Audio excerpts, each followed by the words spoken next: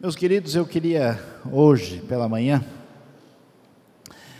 refletir adequadamente a respeito de algumas questões, alguns conselhos importantes e fundamentais para a vida familiar e que envolve o relacionamento marido-mulher e o cuidado dos filhos. Então vamos refletir pelo menos em 12 dicas e conselhos fundamentais importantes para a família nos dias de hoje, tentando falar de maneira bastante objetiva, prática e que certamente deve ser considerada e multiplicada para o benefício da nossa convivência familiar no âmbito da igreja, das igrejas fundamentadas na Escritura.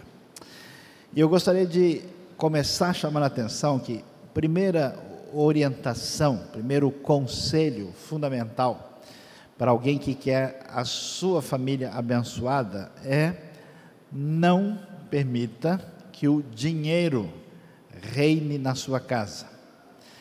1 Timóteo capítulo 6, versículo 10, diz o seguinte: pois o amor ao dinheiro é a raiz de todos os males. Algumas pessoas, por cobiçarem o dinheiro, desviaram-se da fé e se atormentaram com muitos sofrimentos. A nossa sociedade passou por uma série de transformações recentes, transformações que acabaram gerando certos hábitos familiares e que às vezes inconscientemente nós não percebemos os resultados disso.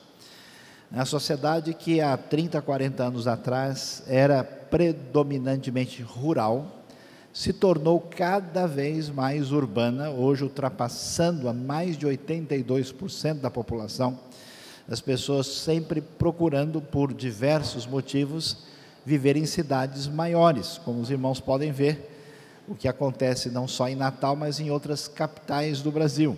Esse fluxo fez com que houvesse essa mudança nessa direção, e isso gerou um crescimento de condição social, crescimento de renda, de bem-estar. Tanto é que a maioria de nós tem uma vida mais tranquila e mais confortável do que os nossos avós, e uma vida, vamos dizer, dentro de um ambiente, de uma atmosfera cada vez mais consumista. Tanto é que as pessoas hoje em dia não compram mais um objeto, ela compra alguma coisa que tem um significado para mostrar qual é o seu valor diante dos outros. Essa é a razão porque as pessoas gostam tanto de marcas. Ele acha que se ele tiver um tênis com o nome X, ele é mais importante do que os outros. E o que tem acontecido? As novas gerações, na tentativa de criar os seus filhos, vão substituindo o relacionamento pessoal, o direcionamento, o ensino, simplesmente pelo hábito de dar e doar coisas. A gente evita, deixa a criança mais quieta, mais tranquila, você dando alguma coisa interessante. Em alguns lares, algumas casas, portanto, tem permitido que o valor maior que coordene a vida da família seja exatamente o valor do âmbito material imediato, marcado pela realidade do dinheiro. A gente descobre, por exemplo, que muitos casamentos se rompem exatamente quando existe uma crise financeira. Acontece um problema, o casal está mais ou menos bem, o pessoal está ganhando um bom salário, de repente surge uma dificuldade, o salário cai pela metade, as pessoas se acostumaram com o que a gente chama de padrão de vida, e a pessoa não quer mudar isso, então de repente um ou os dois arrumam uma mala e vão embora. E é tão estranho, porque às vezes nem brigar não brigam, simplesmente vão embora. Antigamente a pessoa separava, pelo menos brigava um pouco antes. É estranho, você continua amigo, um continua até jantando um com o outro, mas simplesmente abrem mão do seu relacionamento, uma coisa muito complicada. A Bíblia diz que entrar no esquema do mundo é achar que a gente é mais feliz pelo tanto de bugiganga que a gente tira do shopping e põe dentro da nossa casa. Isso é bobagem. A felicidade de uma pessoa não depende dos bens que ele possui, ou da quantidade de bens. Portanto, um primeiro problema sério para se pensar dentro da realidade desse mundo que sugere para a gente que a gente só está bem se a gente estiver consumindo um monte de coisas desnecessárias. É um mundo maluco, né? A gente compra aquilo de que a gente não precisa, com o dinheiro que a gente não tem, para parecer aquilo que a gente não é, para agradar a quem a gente não conhece. É uma coisa muito maluca. Então, essa realidade, ela se torna problemática. Não permita que o dinheiro reine na sua casa, que esse seja o valor maior. Segunda coisa, quando a gente pensa em família, quando a gente pensa em criar filhos, geralmente a gente imagina que o importante é um monte de regras, diretrizes e paradigmas a serem obedecidos e seguidos. A coisa não é tão simples assim. Não é possível criar uma boa família com uma espécie de legalismo. Isso não vai chegar onde a gente precisa. Geralmente pais e mães duros demais perdem os seus filhos. É mais ou menos como a gente ligar o motor e forçar sem óleo. Está tudo lá, mas força, cria um atrito tão grande que não funciona, e o Ministério Espiritual da Saúde adverte: isso pode fazer mal à sua família. Não é possível ir por esse lado, como não é possível ir por o lado da atitude irresponsável de não assumir a tarefa de orientação dos filhos. Então, para que a família, os filhos, a esposa, o marido, a casa funcione bem, é necessário criar um ambiente de alegria. Tem lugar que é difícil, né? Você vai na casa de algumas pessoas, até o cachorro é perturbado. Você descobre que tem alguma coisa errada ali, né? O gato já chega unhando a sua calça, assim, sem mais nem menos, né? A coisa é estranha, existe uma falta de oxigênio, de respiração positiva. Uma família será abençoada e boa pelo tanto de risada e alegria espontânea que surge no meio dessa convivência.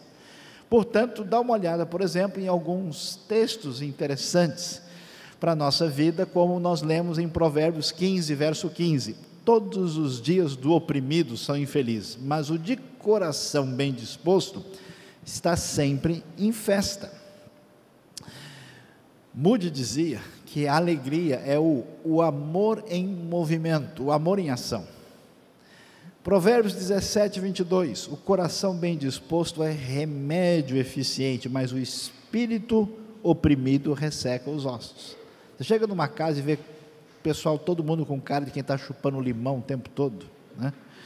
Você vê aquele jeito assim estranho, as pessoas falando só o mínimo necessário. Pai, dá dinheiro aí, preciso comprar um negócio, né? Você sente que alguma coisa está fora do lugar. E é interessante, a ênfase do Novo Testamento é muito clara, inclusive nos momentos difíceis. Filipenses 4:4, alegrem-se sempre no Senhor, novamente direi, alegrem-se, o famoso alegrai-vos de Filipenses, que é tão importante. É necessário, para que a gente tenha uma relação franca, tranquila, que esse ambiente favorável de alegria e felicidade esteja presente na casa, senão é difícil transmitir qualquer coisa num contexto diferente.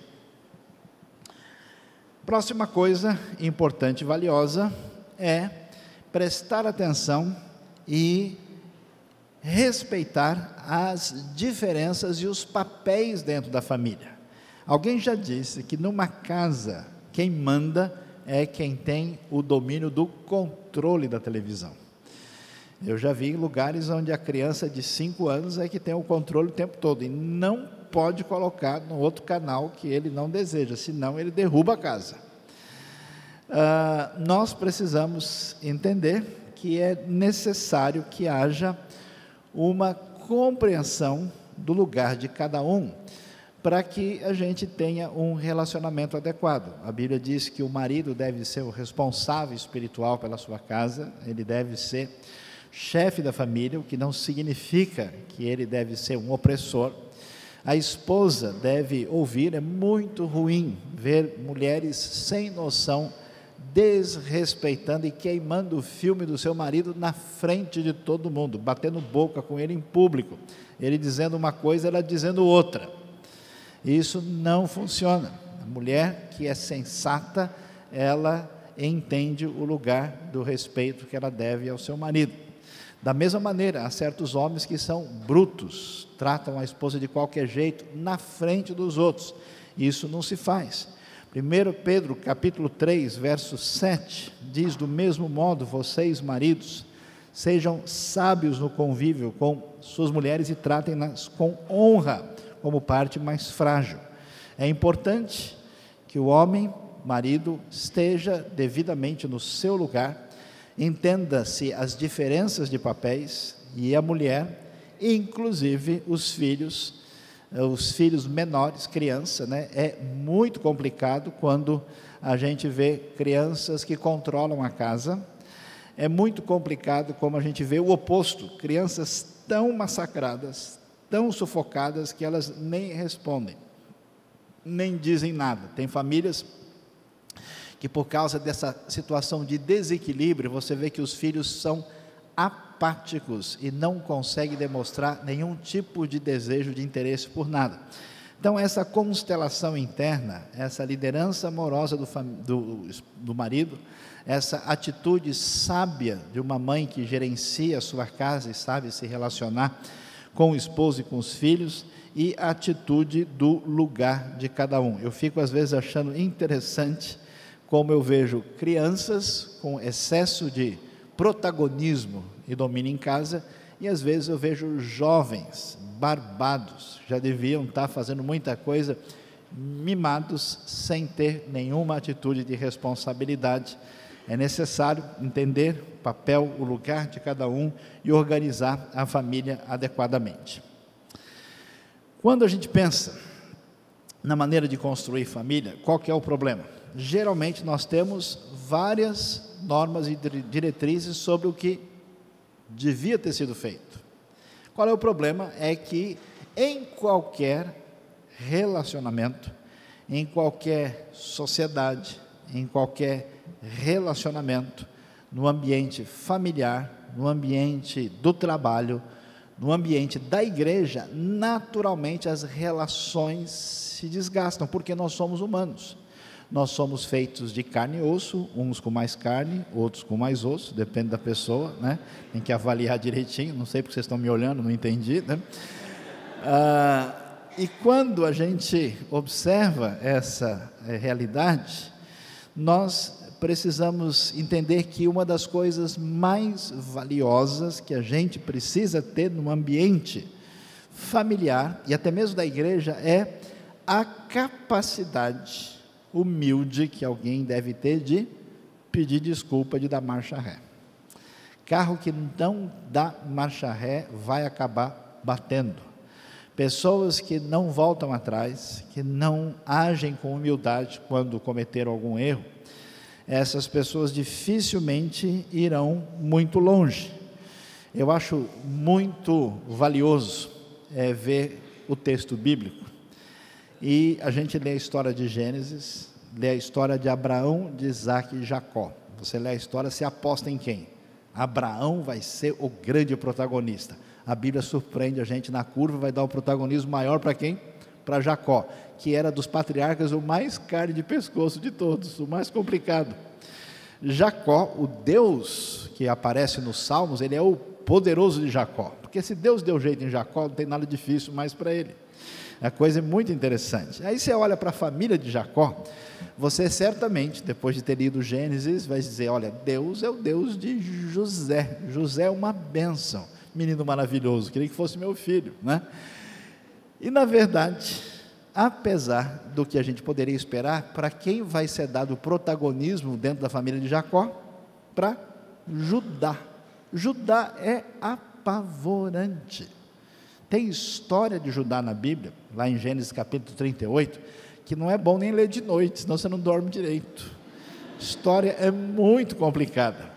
E nós vamos ver o caso de Judá, que acaba esquecendo a sua nora Tamar, que tinha sido dada aos seus filhos, que morreram porque eles tinham uma vida que desagradava muito a Deus, e ela deveria ter sido entregue ao seu filho Selá. Ela fica abandonada, não tem esperança de vida. E aí o que ela faz no desespero? Quando Judá vai visitar um cidadão lá, e a Dulamita, ela se veste de prostituta cultual. E aí o Judá sai com ela, e sem perceber, por causa da cultura da época, como é que as pessoas se vestiam, ele se envolve com ela, e ela espertamente pega o RG, SIC, telefone, Face, e-mail, todos os dados do Jacó, jacó.israel.net, né? Do Judá, pega toda a informação, e daqui a pouco Judá ouve a notícia e fica sabendo que a sua nora Tamar está grávida. Aí ele, numa atitude muito rude de quem está enfrentando o problema, quem está com problema sempre pega pesado com todo mundo, ele vai por trás, sem bola, com direito a cartão vermelho, e diz: seja ela queimada. E aí ela chega, trazida diante dele, e ele diz: tudo bem, só que eu tenho aqui uns documentos.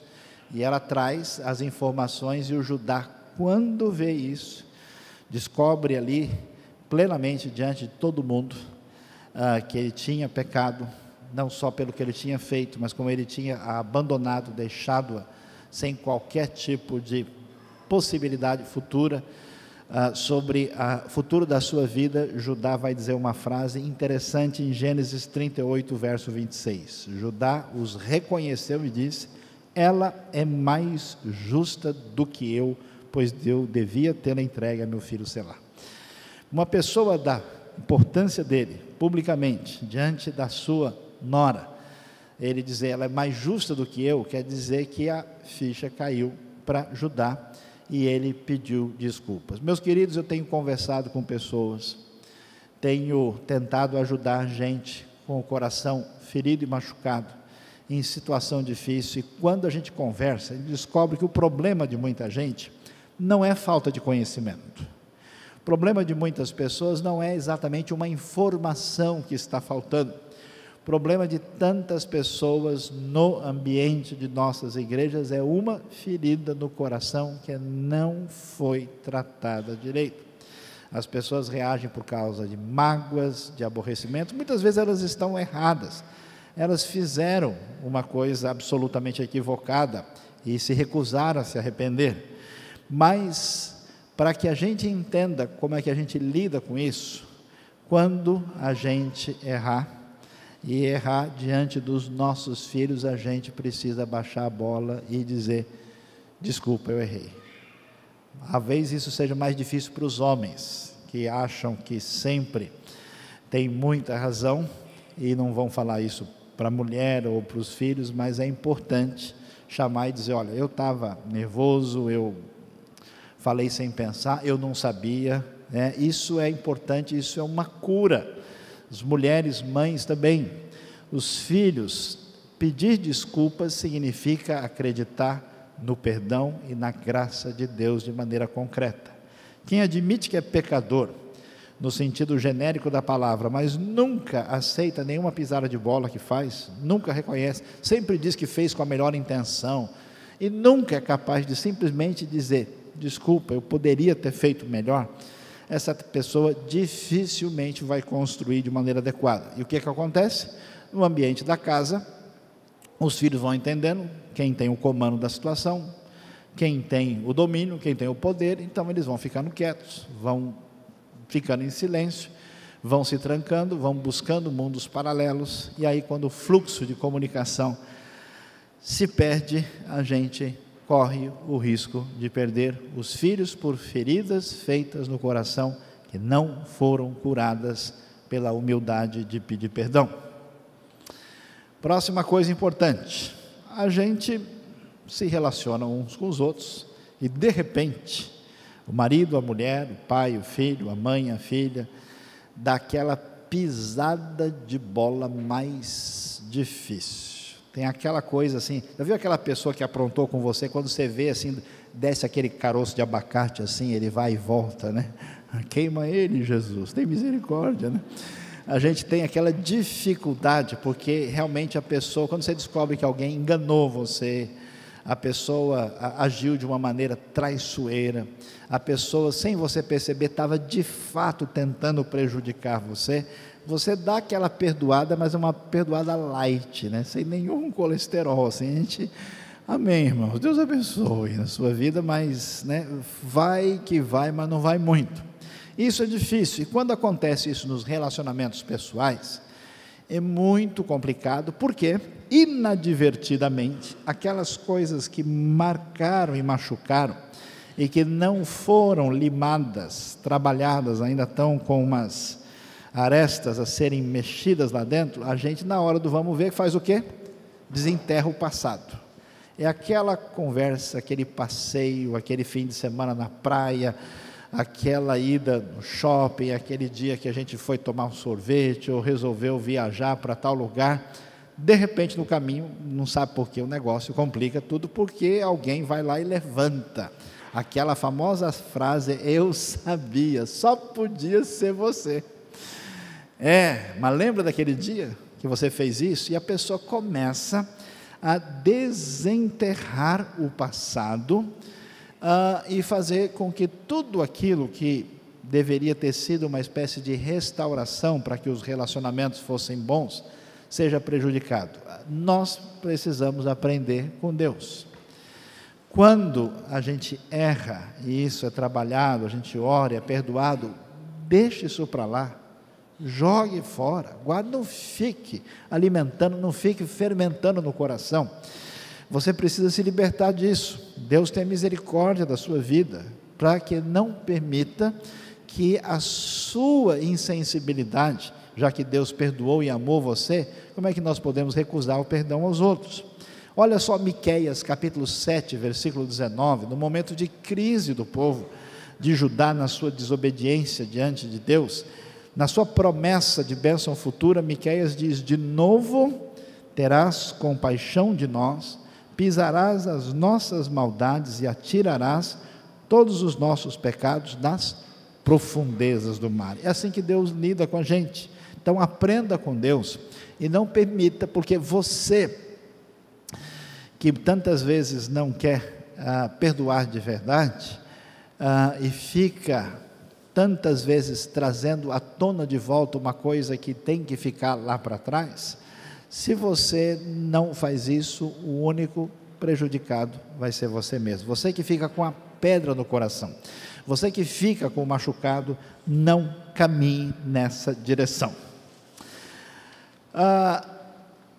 Quando nós estamos doentes pessoalmente, quando nós não estamos tratados, quando a graça de Deus está encontrando algum tipo de dificuldade de ser absorvida na nossa vida, e nós vamos ficando mais duros e difíceis, e tratamos os outros de uma maneira não adequada, a gente corre o risco de fazer com que essas neuroses, esses sentimentos negativos, seja descarregado sobre os outros, e o lugar mais fácil de fazer isso é em casa, na família, porque lá fora a gente tem que manter a pose, né? Oi, aquele sorriso amarelo de fundo, tudo bem? Tudo bem. A pessoa olha assim, né? Socorro para o mundo que eu quero descer. Eu não posso soltar os cachorros no emprego, senão o pessoal me manda embora. Eu não posso soltar os cachorros na igreja, senão o pastor vai embora, vai para o olho da rua. Então eu tenho que fazer aquela... Cara, sabe que pastorear, os irmãos sabem muito bem, já descobriram aqui na Convenção do Rio Grande do Norte, a arte de pastorear é a arte de engolir sapos, e alguns cruz com veneno e tudo, é complicado, né? Portanto, uma das coisas muito importantes no ambiente familiar é valorize as pessoas da sua família, nunca humilhe ninguém. Veja só alguns exemplos interessantes e conselhos do Antigo Testamento. O coração ansioso deprime o homem, mas uma palavra bondosa o anima. Quando o ambiente fica desgastado dentro de casa, a gente só tem cobrança e palavra pesada para apresentar, fica difícil. Uma palavra bondosa o anima. O falar amável, Provérbios 15:4 diz, é árvore de vida, mas o falar enganoso esmaga o espírito. As palavras agradáveis, 16:24 de Provérbios, vão aí nos dizer que as palavras agradáveis são como um favo de mel, são doces para a alma e trazem cura para os ossos. Então, palavras sinceras e verdadeiras, positivas no ambiente familiar, são muito valiosas e importantes. Agora, não pode ser um negócio que a pessoa aprenda e decore mecanicamente. Olá, bom dia, eu amo você. Sim, eu amo muito você de todo o coração. Não, aí não funciona. Aí o pessoal sabe que isso é conversa fiada. Porque tem gente que faz isso, né? Começa a decorar e age como se fosse um ator. Tem que ser uma coisa verdadeira, legítima, uma apreciação que corresponda à realidade. E a pessoa sabe se você está falando do fundo do coração ou você está só marcando ponto, só fazendo a coisa por tabela. A coisa não funciona assim. Quer ver como o negócio é sério? Dá uma olhada numa pessoa doente espiritualmente, que precisa de ajuda, como é que ele reage no momento difícil da sua trajetória. O rei Saul, 1 Samuel capítulo 20, verso 30, no momento quando ele ouve falar, porque ele fez uma espécie de juramento precipitado, disse que na batalha ninguém poderia comer, nem fazer nada sem a sua autorização. E aí disseram a ele que o seu filho Jonatas, que não estava sabendo, tinha comido lá um pouco de mel. E na hora, quando contaram isso para Saul, dá uma olhada na reação dele. A ira de Saul se acendeu contra Jonatas, e ele lhe disse: filho de uma mulher perversa e rebelde. É a melhor maneira de traduzir o hebraico, que provavelmente quer dizer coisas muito mais feias que não convém mencionar entre os santos. Será que eu não sei que você tem apoiado o filho de Jessé para a sua própria vergonha e para a vergonha daquela que o deu à luz? Ou seja, o próprio pai detona, acaba com o filho e com a mãe na frente de todo mundo. Então, às vezes, alguns de nós, na sua situação de desequilíbrio, no seu aborrecimento, na sua atitude não muito trabalhada por Deus, vai agir de modo a humilhar os filhos. E é uma coisa mais séria quando a gente pensa em pastores. Por quê? Porque o pastor precisa manter uma postura pastoral. E os seus filhos estão no ambiente da igreja e não são cobrados como se fossem pessoas comuns. Eles perdem a sua identidade e eles são o filho do pastor. E aí, o que acontece às vezes, o pastor, a esposa, a família começa a cobrar dos filhos de tal maneira que passa-se um ressentimento, tipo, olha, você está atrapalhando o que eu devo fazer, perde-se o relacionamento pessoal. Por isso que muitos filhos de pastores têm um relacionamento de distância ou de desinteresse, ou absolutamente afastado por causa desse tipo de situação perigosa que pode acontecer quando, em nome de uma imagem, de uma honra, a gente destrata pessoas da própria família. Não permita que isso aconteça na sua casa. Sétima coisa, não descuide da convivência íntima. É interessante que uma das coisas muito especiais da Bíblia é exatamente a sua postura muito prática, objetiva, sensata e realista. 1 Coríntios 7,5 diz: não se recusem um ao outro, exceto por mútuo consentimento. E durante certo tempo, para se dedicarem à oração, depois unam-se de novo para Satanás, para que Satanás não os tente, por não terem domínio próprio. O que acontece? Muitas vezes, num relacionamento de casal, uma atitude perigosa, quando numa espécie de tentativa de obter vantagens e favores, o relacionamento interno, íntimo, deixa de ser expressão de amor e passa a ser cedido em função de alguma vantagem desejada, começa a ser comercializado internamente. E alguns pastores, ou mesmo pessoas do ambiente comum no mundo de hoje, onde a promiscuidade aparece batendo em cada porta, em todos os lugares, disponível, com toda a facilidade, pode ser absolutamente desastrosa pelo fato da pessoa não prestar atenção em cuidar da sua vida, do seu relacionamento íntimo e, portanto, pessoas envolvidas no ministério, na igreja, precisam prestar atenção, porque há pessoas que se envolvem tanto com a vida, vamos dizer, do contexto da igreja, que acabam não dando atenção a esse aspecto que também é orientado pela palavra de Deus. Oitava coisa importante, há certas coisas que acontecem na vida da gente, no relacionamento intrafamiliar, e que, claro, sempre vai acontecer, né? Problemas, dificuldades, a gente não entendeu direito, não gostou, não aceitou, mas qualquer pessoa mais sensata e amadurecida, ela vai alinhando, ela estabelece a sua identidade pessoal, a sua identidade no casamento, na família, e ela vai se enquadrando adequadamente. Mas, muitas vezes, quando a gente não está bem, ou quando a gente tem alguma área da vida a ser devidamente tratada, quando a coisa não está legal, facilmente as pessoas ficam aborrecidas e profundamente chateadas, e vão começar a guardar isso dentro de si. Há pessoas que, por personalidade, têm dificuldade de expressar. Tem gente que, quando abre a boca, expressa tudo, mas ninguém sobrevive depois. E tem gente que é ao contrário, né? A pessoa está lá sofrendo, está ali fermentando por dentro, mas ela nunca consegue dizer nada. Então, quem muitas vezes age desse tipo, precisa tomar cuidado. Não guarde rancor. Não permita que um sentimento negativo fique fermentando dentro de você. Provérbios 10, 18 vai nos orientar dizendo: quem esconde o ódio tem lábios mentirosos, e quem espalha calúnia é tolo. As duas, atitudes de alguém que está irado. Eu vou detonar o fulano, vou falar um monte de coisa, o problema é dele depois. Ou então eu seguro a coisa lá dentro e nunca falo a verdade. Eu conheço casais que têm histórias muito engraçadas.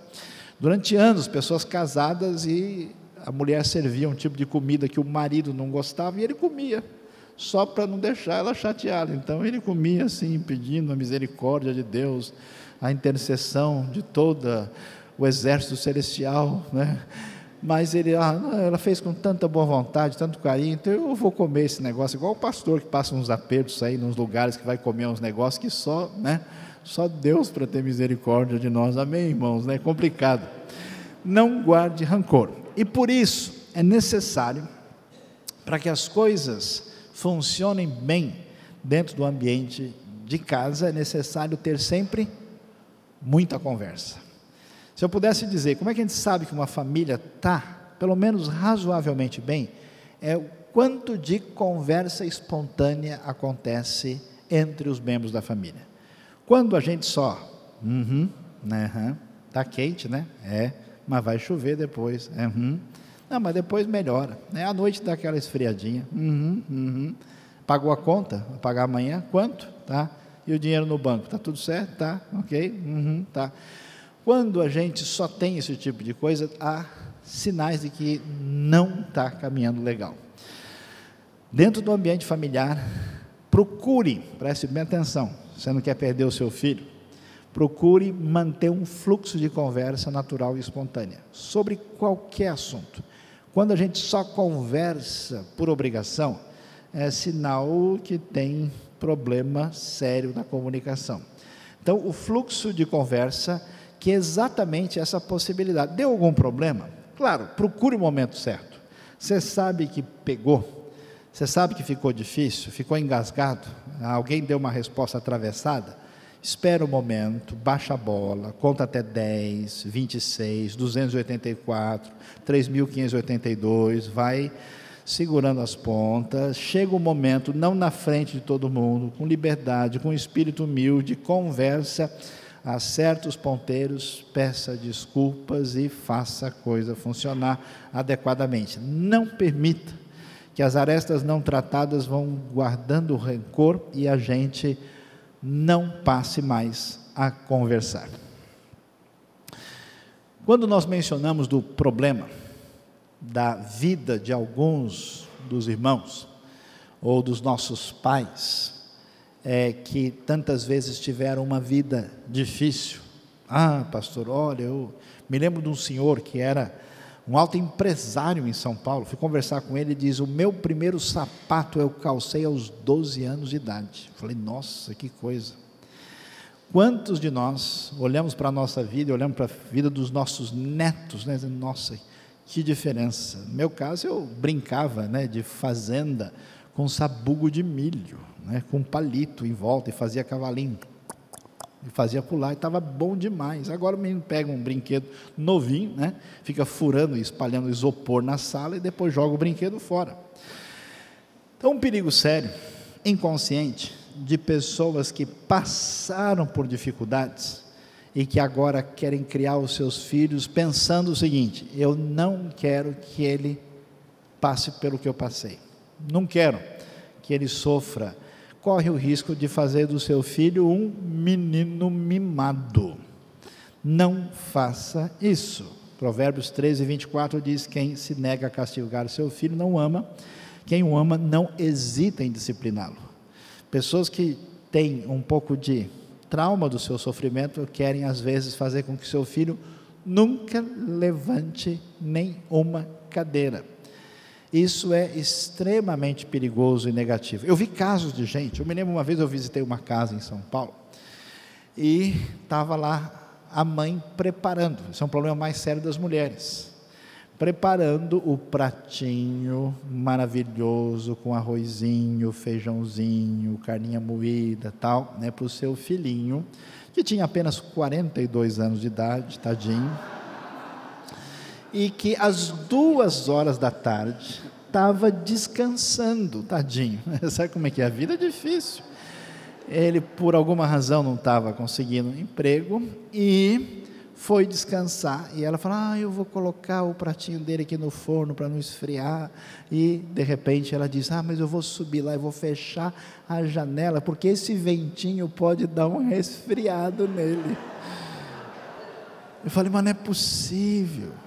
O homem era casado, tinha filhos, mas a mãe parece não ter percebido que não estava mais na hora de tratá-lo do jeito que ela tratava quando ele tinha 5 anos de idade. Então preste bem atenção, os filhos precisam de 2 coisas fundamentais: precisam de afeto, precisam desse sentimento bonito e importante da parte dos pais, mas precisam de disciplina. Crianças que só têm afeto se tornam pessoas completamente sem qualquer tipo de restrição e de senso de respeito e de ética. E crianças que só têm disciplina, só levam chumbo e nunca têm nenhum relacionamento de afeto, essas crianças geralmente crescem destruídas ou absolutamente revoltadas e rebeldes. Se a gente não equilibrar, a coisa fica difícil. Então tome cuidado, não permita que o seu filho seja um folgado, um mimado, um pra nada, alguém que não entende o custo das coisas e que acha que vai receber tudo no colo de graça durante a sua vida. Próxima coisa importante: transparência é tudo. Como é que a gente, de fato, sabe que uma pessoa é nossa amiga? Quem é seu amigo? É a pessoa com quem você tem a liberdade de falar mais do que você fala para as pessoas que não têm o mesmo nível de comunhão e relacionamento com você. À medida em que você tem confiança e amizade verdadeira, você diz: fulano, rapaz, eu estou com um problema aí, preciso cobrir uma dívida aí, estou com R$800 negativo no banco, você sabe quem pode me ajudar? Estou com um problema lá em casa, aconteceu assim. Esse é o padrão quando você tem confiança numa pessoa que você sente que ela apoia, que ela suporta, que ela ajuda, que ela tem a ver com você. É muito complicado quando a gente perde essa relação de transparência entre marido e mulher, entre os membros da família. Provérbios 12:19 diz: os lábios que dizem a verdade permanecem para sempre, mas a língua mentirosa dura apenas um instante. Porque você sabe muito bem, se uma pessoa está mentindo claramente, você percebe e descobre isso, é muito complicado acreditar na pessoa depois. Você fica, né? Às vezes as pessoas até tentam, né? Faz um esforço, mas não vai funcionar. Efésios 4:25, é claro, deixem a mentira, falem a verdade. E caminhando para o desfecho, mais duas coisas importantes e fundamentais que devem fazer parte da nossa vida. A gente não sabe, mas a gente cresce e a gente tem os nossos filhos, e os nossos filhos são mais ou menos parecidos com a gente. Alguns são muito parecidos, outros são bem diferentes, alguns têm gênio semelhante, outros têm um gênio exatamente oposto. Às vezes o gênio próximo gera mais confusão do que ajuda, e nesse processo de configuração, nós corremos o risco de tratar os filhos com preferência. A gente tem essas histórias na Bíblia. Você sabe muito bem que um problema sério na vida de José foi que Jacó claramente dava preferência a ele. A confusão ficou formada, os irmãos dele queriam acabar com o menino. E parece que o Jacó não aprendeu muito, né? Porque a coisa se complicou. Aliás, ele tinha aprendido da sua família, né? Porque ele era o filhinho da mamãe, enquanto Esaú era o filhinho do papai. Esaú era preferido explicitamente de Isaac, e Rebeca protegia Jacó ao ponto de dizer, se acontecer qualquer problema, caia sobre mim, você está garantido. Então, essas coisas precisam ser vistas e consideradas. Você tem que avaliar o seu coração, porque muitos filhos, e os filhos crescem como crianças em torno da questão do afeto, se eles forem preteridos ou muito preferidos, isso pode trazer desequilíbrio, confusão, dificuldade, inclusive no ambiente da constelação familiar. 1 Coríntios 13:5 diz que o amor não busca os seus interesses. Por que é que a gente prefere ou pretere? Porque a gente não gosta de uma coisa, ou a gente vê o filho, nós mesmos no filho, e a gente egoístamente começa a valorizar, supervalorizar o filho, porque ele é extensão de mim mesmo. É a mãe que vê o filho que é a cara do seu pai, nossa, é do mesmo jeitinho, o mesmo gênio, então ela corre o risco de caminhar nessa direção. Evite preferência. Como é que a gente faz isso? Estabelece regras objetivas na casa que valem para todos. Pessoal, aqui em casa tem horário para chegar, ninguém chega depois da meia-noite. Bom, então a regra vale para todos. Olha, quem tirar nota baixa, nós vamos ter que conversar, e a regra vale para todos. Olha, quem desobedecer e fizer qual atitude, ou quem tiver uma atitude muito valiosa, especial, vai ser presenteado. Não vale um filho, né, ganhar uma bicicleta de presente, o outro ganha uma meia. A coisa realmente não vai funcionar, né? Então, nós precisamos evitar preferência, faça as coisas de uma maneira a agradar a todos, faça programação que envolva a todos, não permita que um filho manipule a situação em parceria com algum tipo de preferência.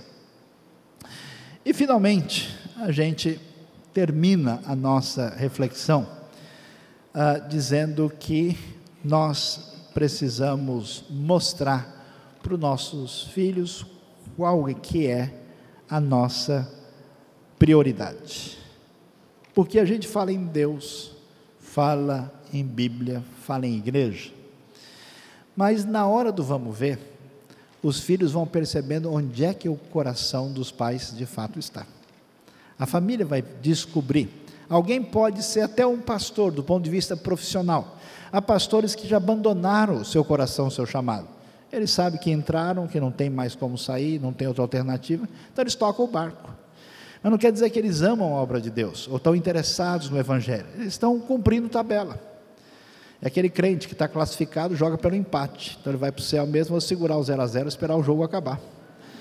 Fica difícil, complicado desse jeito. Não vai funcionar. Preste bem atenção. Se a prioridade da sua vida for o orgulho vaidoso, isso vai ficar claro para os seus filhos. Se a prioridade for dinheiro e bem-estar particular, isso vai ficar claro para os seus filhos.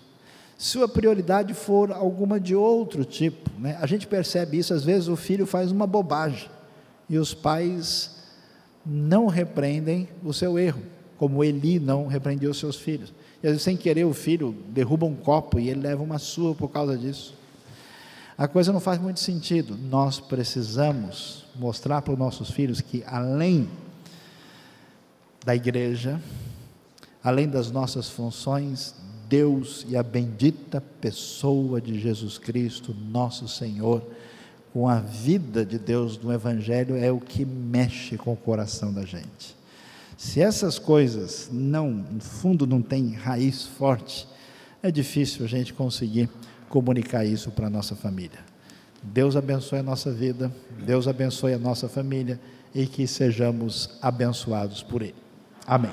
Amém.